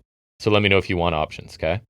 Number 1, at the very first SummerSlam in 1988, what was the official tagline for the event? You want options? Sure. The hottest party of the summer. Sounds possible. Where the mega powers collide. Not in the first one. I can see you shaking your head already. I think they teamed at the first Where one. the mega powers meet the mega bucks. Yeah. Or feel the heat. The mega bucks. Feel the heat. Oh. They're saying. I mean, who knows? Sometimes it's wrong. Feel the heat. That makes sense. That sounds like it would be. Number 2, which celebrity... I think the mega bucks was one, though. I feel like it's like... it does sound like something... Or that just was their tag name, at least. Like, I know it's a thing. This feels like something you might know. Actually, I don't know if you even know who this dude is, but anyways. Which celebrity guest served as the ring announcer for the main event of SummerSlam 1988? So that's the first one. Options: Billy Crystal, Jesse Ventura, Howard Finkel, Jesse the Body introduced, but it was actually Robin Leach. Billy Crystal. It was Robin Leach. Do you even know who that is? No. Lifestyles of the Rich and Famous? No. Oh, he did a show where it was kind of like Cribs before there was such a thing. Do you know what Cribs is? Yes. Okay. MTV Cribs. So this was like, oh, we'll go follow really rich people. I know and what look at all Lifestyles of their Rich and stuff. Famous was because they referenced it in Goldberg's. I just don't... Right. Like, I've never seen That's it. why you know everything 80s from Pretty Goldberg's. much. Great show. At SummerSlam 1991, what unusual object did the Mountie use against Big Boss Man? Options. Because I think you know, but you want to know what they called it. Yeah. Cattle prod, shock stick, nightstick painted red, taser disguised as a microphone. Do it again. Cattle prod, shock stick. Shock stick. Yeah, that's correct. Too funny. Yes. Which SummerSlam featured the first ever TLC match? 2000. Correct. I knew you knew that one. I think you know this too. In 1992 at Wembley Stadium, who accompanied the British Bulldogs to the ring?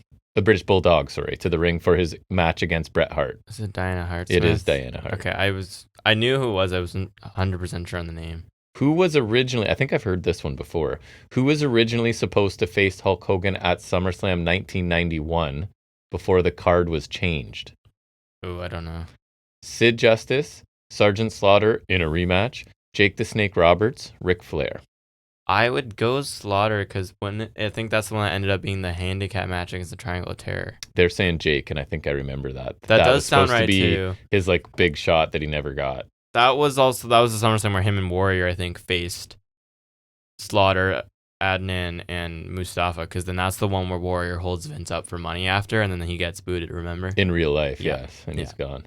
At SummerSlam 1997, what unique role did Shawn Michaels serve in the Hart versus Undertaker match? Guest ref. That's pretty easy. Even if you didn't know, I think that'd be my first guess. That would probably be like the best what role? guess. Timekeeper? But that's that's probably one of the more infamous guest ref matches too. SummerSlam 1995, who appeared ringside with Diesel to neutralize King Mabel's ally Sir Mo? I did not remember this. Vega? Do you want options? Sure. So SummerSlam 95, who accompanied This wasn't with the Diesel? Chuck Norris one, right? Shawn Michaels, Lex Luger, Yokozuna, Psycho Sid. Sid. No, they're saying Luger. That doesn't... Is that time track, 95? 95 was the year he jumped shit back, so I don't... That just sounds like a weird combination in general. SummerSlam 95, they're saying. I don't know. That's odd.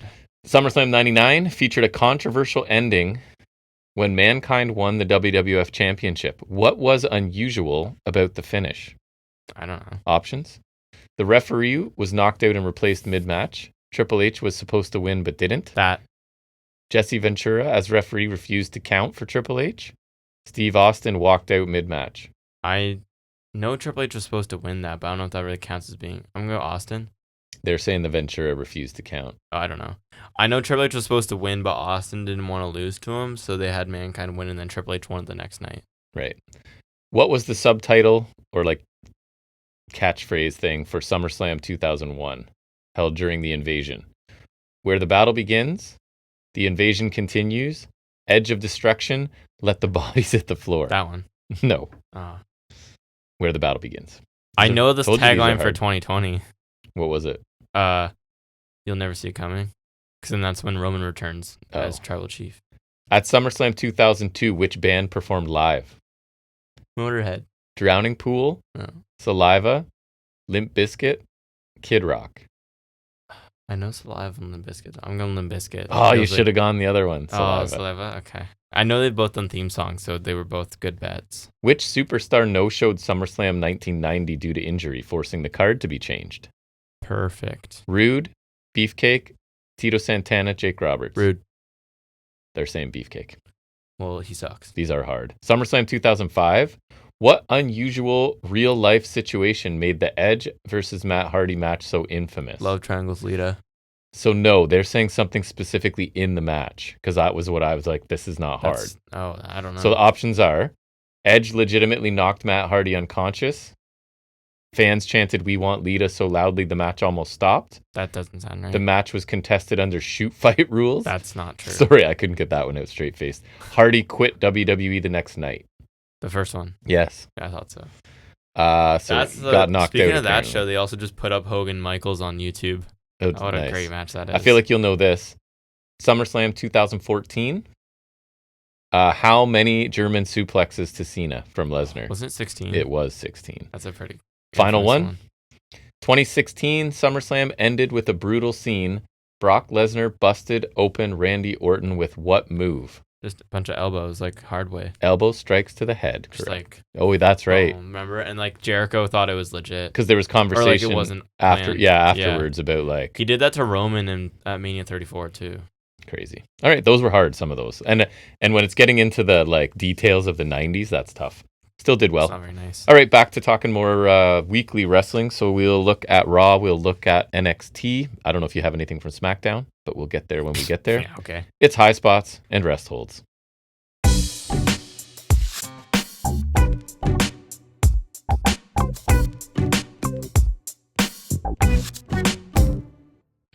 All right, let's discuss some Raw this week. I got to skip a whole bunch of the beginning because it was Hogan tributes Raw and NXT. They happened. I won't discuss them. It was what you would expect, I guess. Or maybe not. I don't know. Who cares? No offense. Don't tell people what they expect. That's right. Who am I? From a Hogan tribute. I can't gatekeep your expectations. So we get Paul Heyman comes out quickly to criticize Jey Uso's decision to team with Roman Reigns at SummerSlam, which kind of makes a bit of sense from Heyman's perspective, right?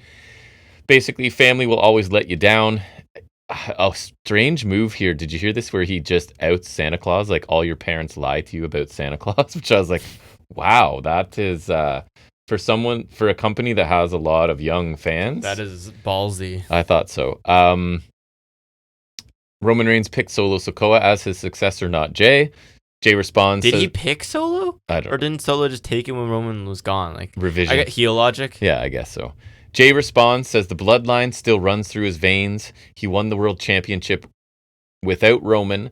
Heyman screwed his cousin at WrestleMania. Then Paul's boys screwed Jey out of his world title. So whatever happens tonight and at SummerSlam is on Paul Heyman.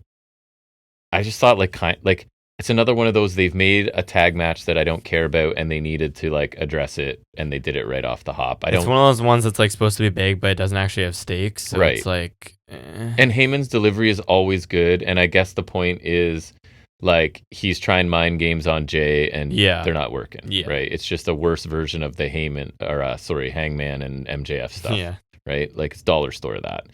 AJ Styles and the Kabuki Warriors beat Dominic Mysterio, Raquel Gonzalez, and Roxanne. It was Styles hitting the phenomenal forearm to Dom for the win, and there was a cool spot I told you where Styles threw Kairi Sane. I did see that. That's been going around. Over his head. That has been going around. She hit her elbow to people on the floor. It looked pretty cool. Decent 11-minute tag match. The pace picked up in the final few minutes. The crowd picked up some energy at that point too. But like most things on this show, it doesn't feel important, right? It's just these people have stuff to do on the pay-per-view. Let's cram them all in a match together. Yeah, but then there's gonna be 1 in 2 weeks. So exactly. Grayson Waller gets in Sheamus's face backstage because he assumes the New Day have his back, but when he turns around, obviously they're gone. And then Waller and Sheamus have a match where Waller loses in 5 minutes, and there's no sign of the New Day anywhere to help Waller or anything. Just a match to keep Sheamus's momentum before he faces Rusev again. And this is what Waller gets for splitting from his tag team. That's right. Yes. Yeah. Welcome to your singles push, bud. Yeah. So Rusev attacks Sheamus after the match with the shillelagh, applies the accolade. So there's that. There is that.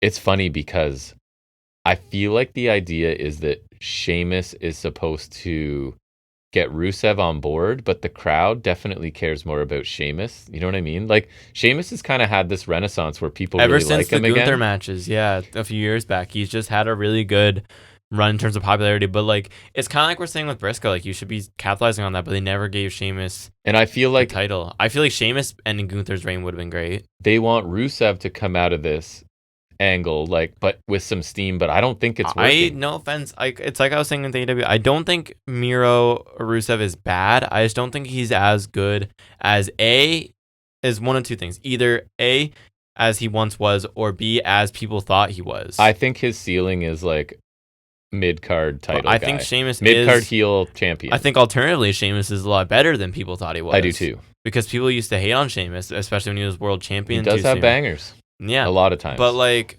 I think Rusev isn't as good as people thought, and I think Sheamus is better than people thought. And I think public opinion reflects that. I think you're exactly right. Lyra Valkyria gets another in-ring segment. She's going to win at SummerSlam. Becky can only win by breaking rules, so now there won't be any rules to break. I don't know if that logic's sound. You only win because you break rules, so now there's no rules, so I have to win? No, because you can't break any rules, but you could still do... So now you could still do all that stuff, but not hide it. But I guess like Lyra can do it back. I don't know. Because she wouldn't break the rules. Anyways, Becky tries to sneak attack her. Lyra's ready, beats Becky with the kendo stick for a little bit. So more of the same. It was quick, though, I guess, and somewhat effective go-home segment. Should be a good match, and hopefully it has to be the blow-off match, right? And we'll get to who we're picking when we do our preview on that. Sami Zayn is interviewed by Corey Graves. Basically, he wants to be done with Karrion Kross. Kross shows up, interrupts, and I thought it was interesting because Corey Graves just leaves.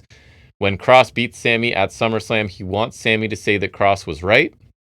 Kross gives Zayn the steel pipe to assure him that he'll let him get to SummerSlam for the match. Zayn agrees. And that's why he lost. Zayn agrees, says that Kross agrees to say that Kross was right if Zayn loses, but if Kross loses, he has to say that he was wrong. So Kross was wrong. What crazy high stakes this is. I'm going to make you say a meaningless sentence. Isn't this basically just what Lyra and Becky did? Like the whole raising the hand thing? Which I thought was dumb then, and I think it's dumb now. Like, it's been so long, I've forgotten what Kross is saying he's right about. That Sammy's actually a bad guy. That he's no better than him, right? Okay.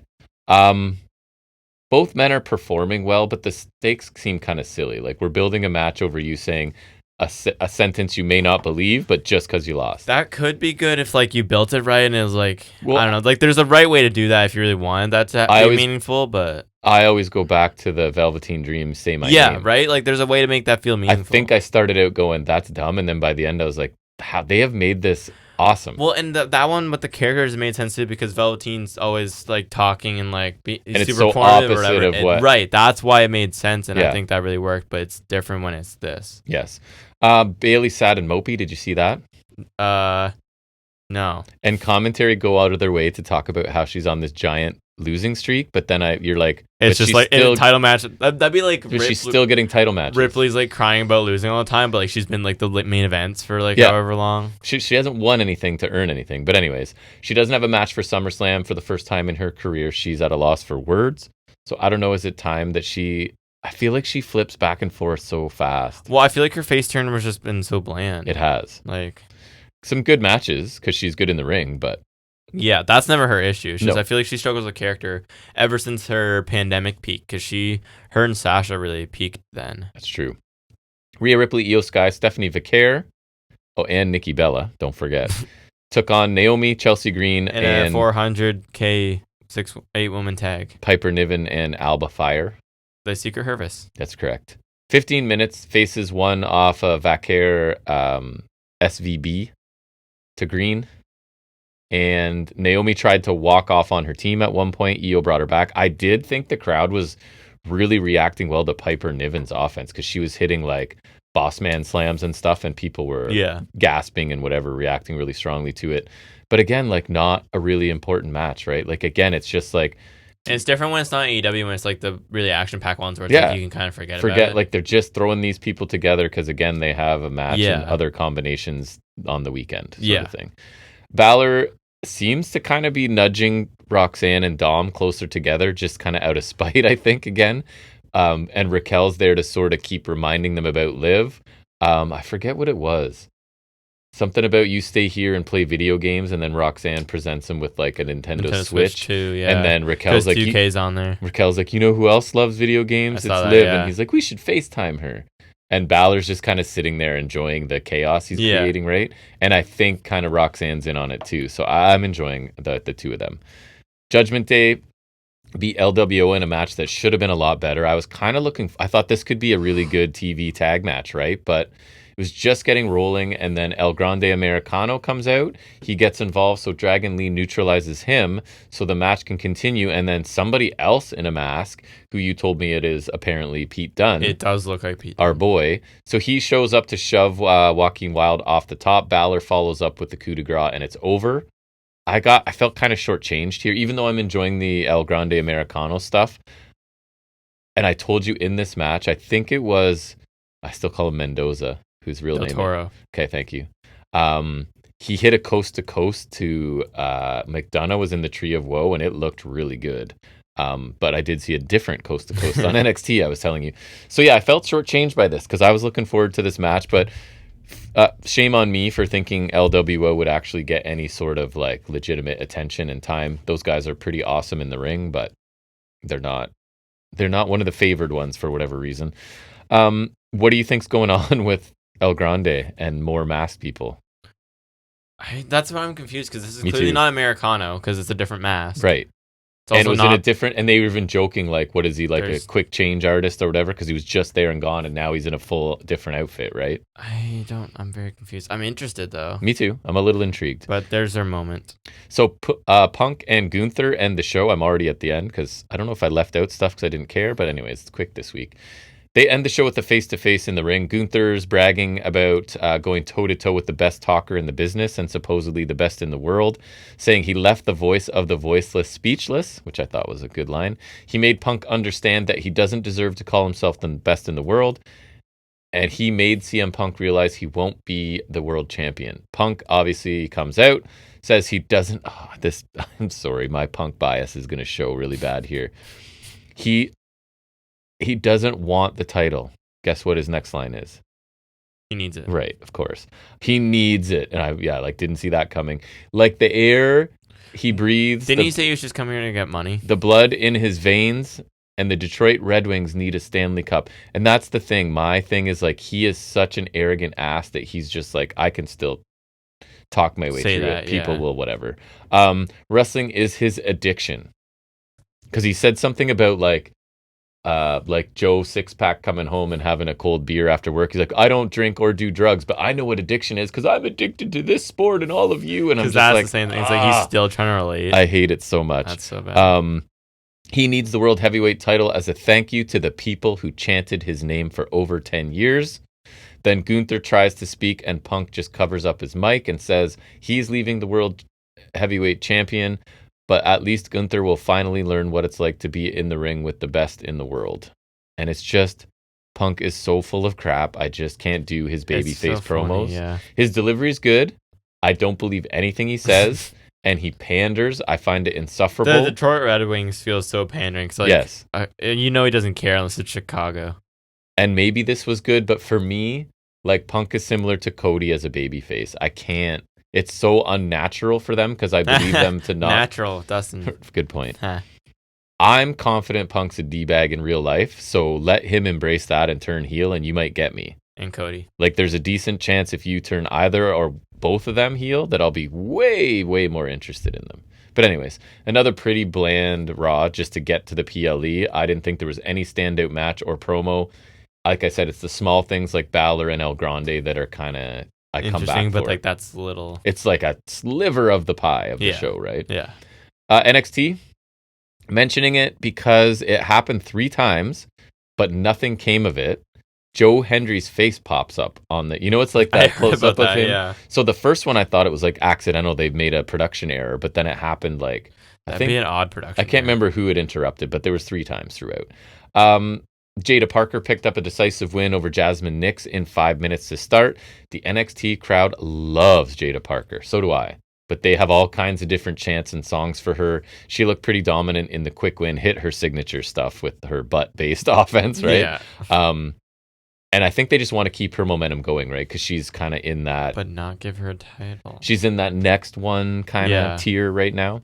I think it's backstage stuff. Taker's advice to Javon Evans was to go after the biggest dog in the yard last week is what he told them. So the Chase U kids saw that, and they're going to follow up on that advice too. So we'll see that manifest a little later in the show. That I think you even thought that was a little bit a somewhat charming segment. I did, yeah.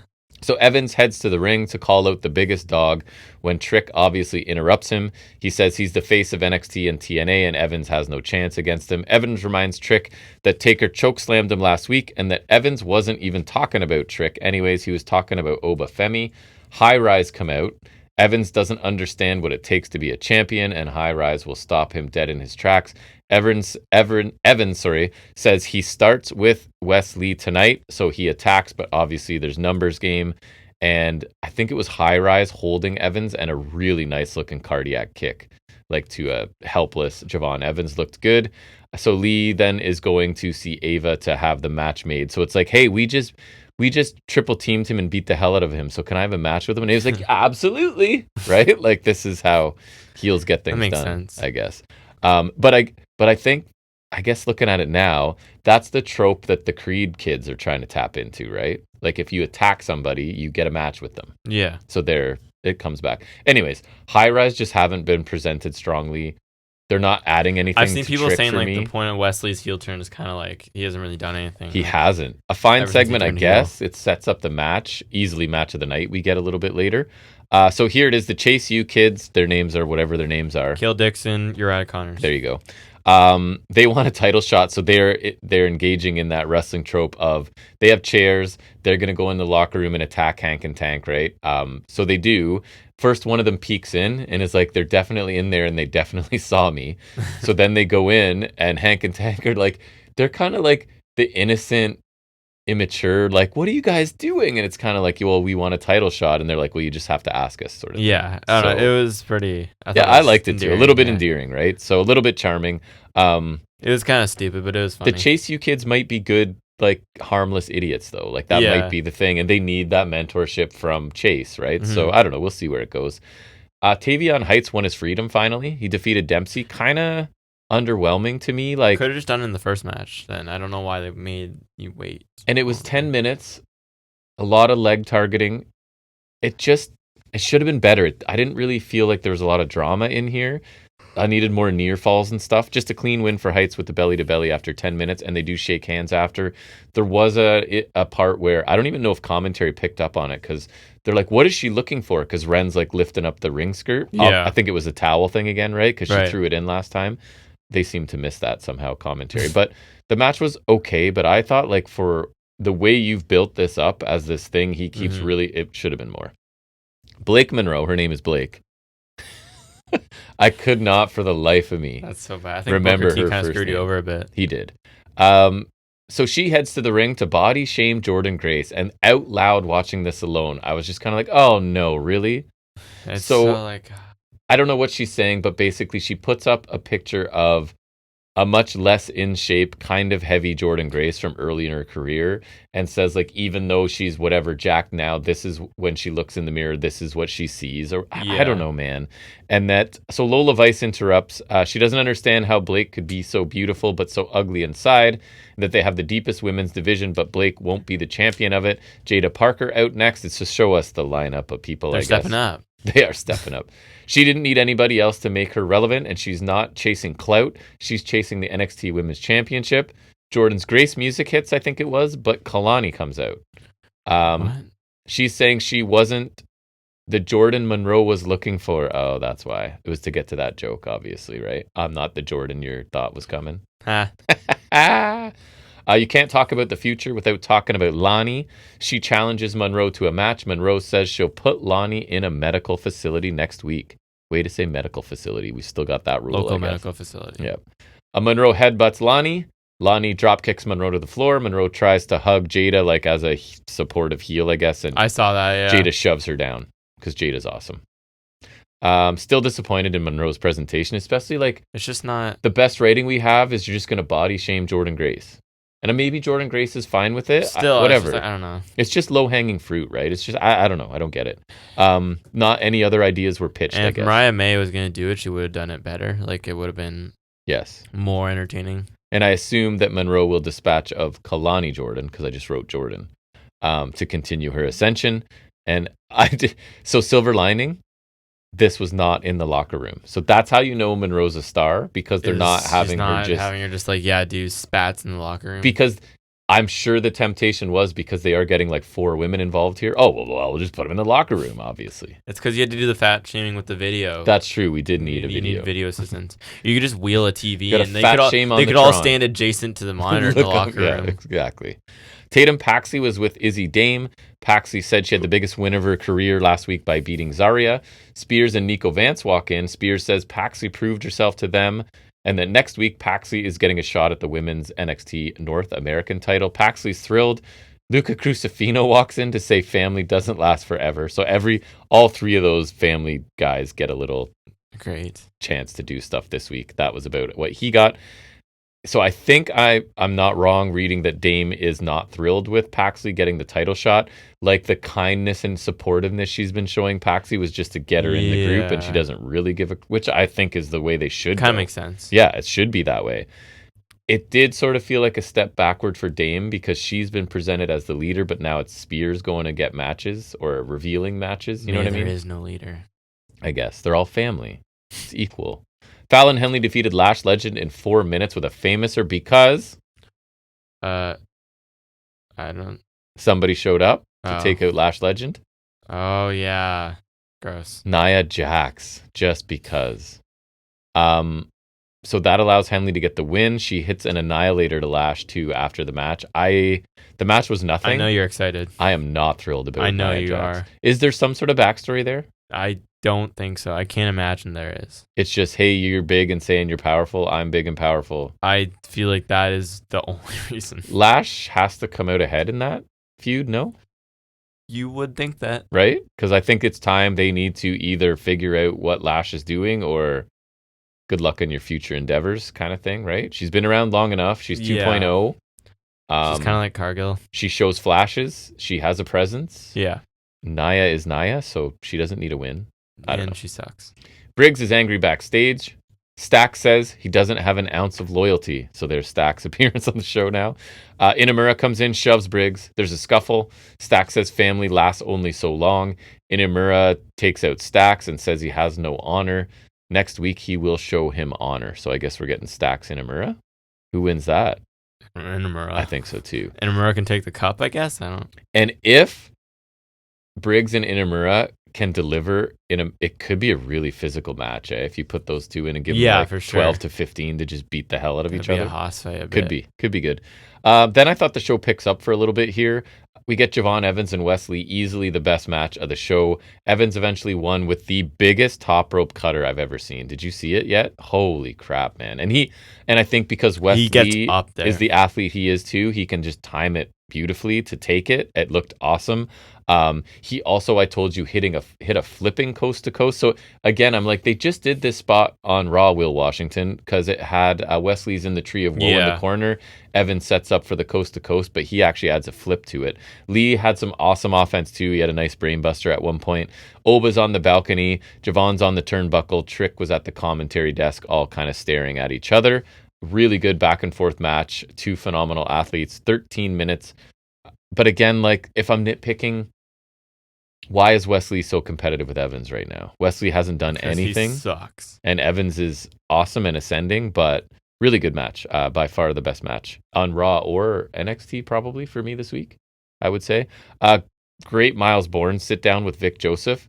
So he basically describes his early life and the struggles he faced. I was telling you, I didn't even write it down because it was so memorable, which is rare for me, right? That I forget what the issue was, but 90% deaf. Was basically not expected to survive. I think he said he flatlined twice. Yeah, you were telling me. Was taken off a ventilator and his heart just started. That's crazy. He's really, really good. This is how you develop character, right? It's extra effective, obviously, when his actual story is so compelling. Yeah. This is something they should be test running now and doing again on main roster. It's that good. Because I don't think you said that about DIY too, and they haven't. I don't think that many people watch both. I think maybe they think. I think the average main roster fan might not even be aware of anything that's going on in NXT. Other than like the major people, like when Breaker was big in NXT, I'm sure they might know to go whoop that Trick if Trick comes out. You know what I mean? Like stuff like that. But beyond that, I thought it was really good. And then right after it, I thought this was funny too.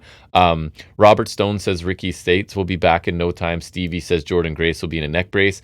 Lexus King walks in. And he still is like, Miles Bourne is not deaf. He's just a con man and a phony. Literally, after the guy tells his life story with like photos, showing all pictures of him as a kid, like recovering from this stuff. He's like, nope, this is all a con. And he says if Miles is deaf, then King is blind as a bat. And that Ava tells him he'll face Miles next week. And who would have thought Lexus King is like really somewhat amusing entertaining, in this role of a guy refusing to believe that this guy is deaf, right? It's ridiculous, but it's working. And then we had Ethan Page in the main event, retaining his North American title against Santino Marella. 7 minutes and about what you would expect. So, like, not great, but fine, I guess. Like, Santino's not bad, right? But it's the comedy stuff. So, but you know what you're getting, I guess. Yeah, Page avoids the Cobra, pulls the ref in front, pokes Morella's eyes, and then hits the twisted grin for the win. Thought the action was okay. The crowd loves Santino, which allows Paige, who's an amazing heel, right, to really lean into that. Yeah. So that dynamic works. But kind of a lackluster main event. Since it's 2025, I'm the anti-nostalgia guy, so seeing Santino in 2025 in my NXT is not what I need. But anyways, gives Paige a win, because he's cool. And then, I don't know if it was after the, like, little NXT bug. It felt like it was to me, like old school, where you had to watch to the end. It's Tony D. He's alone in a restaurant. I think the server refers to him as the Don, and Tony is quick to say, like, things are changing, Tony D is fine.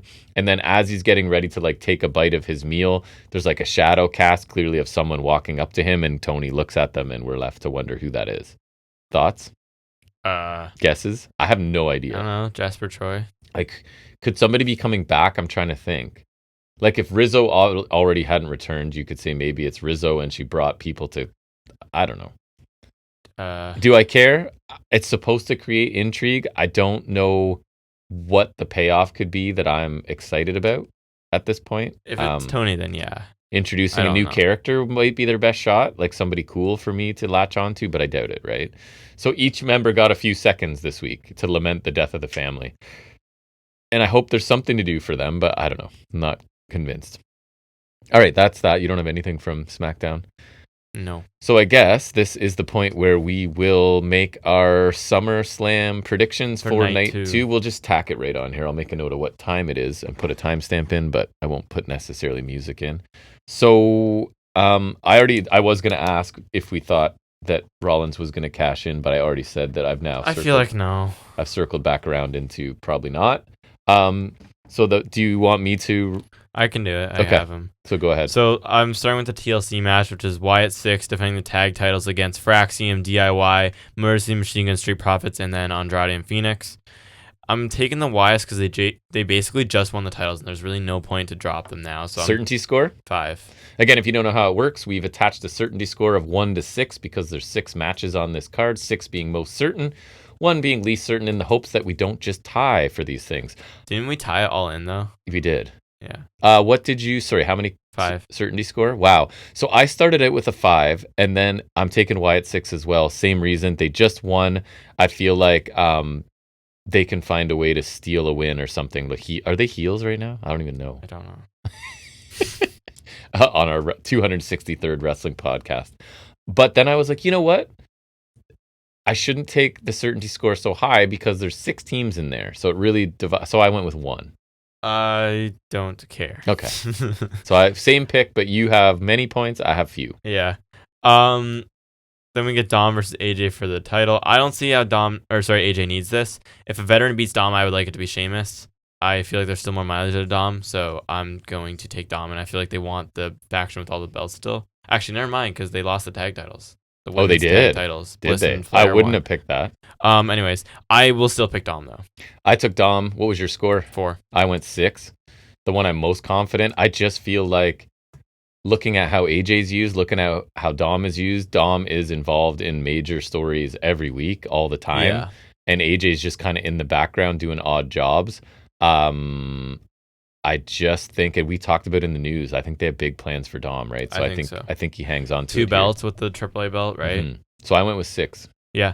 Then we get Solo versus Fatu cage match for the US title. I actually am going to take Solo here. I feel like I know they want to push Fatu as top guy, but I think that makes him above this and above the title. So you can have Solo win, and I think Fatu is above the title. I think they ended his title reign surprisingly soon, but now I feel like it's to the point where like if he's gonna lose it so quick, he doesn't need it again. You stole my whole thing. So What's your I'm score? taking Fatu. I'm taking 2 because I feel like there's a chance So Fatu Solo, could win right? it back, but I'm taking Solo. Yeah. Solo for 2? Yeah. Exact same reasoning. Just I think this. Like, what good does it do Fatu to win here? Solo's really? at this level, and I'm not going to say rightfully so because I'm not a huge fan. Fatu is above this. I think this is Solo's ceiling. And this is Fatu's basement. The cage match allows for something crazy to happen where Fatu still, it looks like a monster, but loses, right? So I took Solo for 2 as well. Then we got Becky Lyra for the women's Intercontinental title. I'm taking Lyra because I feel like the end game here is to raise the stock of this title and Lyra with using Becky as a vehicle for that. Because the title's been more prominent. It's been on PLEs, right? So I feel like that's the goal. And I feel like the end goal is to make Lyra a bit of a bigger star because Lynch doesn't really need this belt or the win. So I'm going to take Lyra because I feel like we need to end this. And I think it makes most sense to have Lyra on top. Certainty score? So I'm taking Lyra at a 3. I'm taking Becky Lynch at 4. I think you're half right. I think they're doing it to raise the prestige of the title, and they think that is better off with Becky still representing it. And I think they've done enough to convince us that Lyra's at that tier now as the secondary title, right? So I think the prestige of the belt is better with Lynch having a bit of a longer run. So I'll take Becky Lynch. I think this has helped Lyra, and they've given her tons of time, maybe even too much in the ring to speak. So I think they've done their job in elevating her, and the title's better with Lynch. So I took Lynch for 4 points. Mm-hmm. And then we got Naomi versus Io versus Ripley for the women's world title. I'm taking Naomi at a 6 because she just won it and she's interesting. I took Naomi at 5, and I feel like Io and Rhea may spin off into something. They very much respect each other, and like Rhea is still looking for that one-on-one win over Io, right? So they can go and do that. Yeah. And Naomi can. I thought Cargill was going to win, and I didn't know where we were going to end up. Maybe at is there some Saudi show or something where they could face off as champion nonsense? Crown Jewel, but I think it's in Perth. Oh. But anyways, I took Naomi with 5 certainty score. Last but not least, we have Cena versus Cody for the Interesting WWE title in a street what fight. You have here. So Cena turned back face on SmackDown. I don't buy it. He did? Yeah, okay. I told you. I don't buy it. It's not real. Oh yes, you were telling me that. I don't think it's real. And if it is, I think it's one of 2 things. So either I don't think it's real, and I think he's just conning Cody. He's going to go super heel and do something devious in the match to win because it's a street fight. Or Cena is legit and we're doing a double turn with The Rock or someone involved. But I doubt we'll see Rock again, and I don't know if Cody really wants to turn heel. Mm-hmm. So I'm going to say Cena swerves Cody, goes back heel, and he wins. But I'm not certain because I could see Cody doing it, so I'm taking this at a 1. Cena at a 1. I took Cena at 3. I'd be fine with a double turn because it would get Cody a heel and make me possibly root for him and enjoy him as a heel. But I think it'd be too sudden for Cena, and they're going to tease it a little bit before they just do it. And the SmackDown stuff aside, teasing it, but I don't think it's yet. I don't think so. I don't think they want his run to stop yet. I think they want the majority of his run to be as champion. And then he loses at the end of it and sees the error of his ways and bye-bye, I'm a babyface. I could see him maybe losing it before his final match. Maybe. Yeah. And then you get his one final match as a babyface, and like it's a big farewell thing, right? Like, but I don't think he'll lose it months ahead. Me either. So I'm taking Cena, certainty score of 3. I think that's going to wrap up episode 263. We'll be back next week to talk about as much SummerSlam as you watch. I'll probably watch all of it, but we'll quickly go through that. I think it'll be like a turbo review of their second biggest show of the year. That's how we feel about main roster right now, a little bit. That is pretty much it. But yeah, we'll be back to hit all the regular stops and a little bit of an edition of SummerSlam. We hope you come back and check us out for 264 next Saturday. And until then, everybody, take care.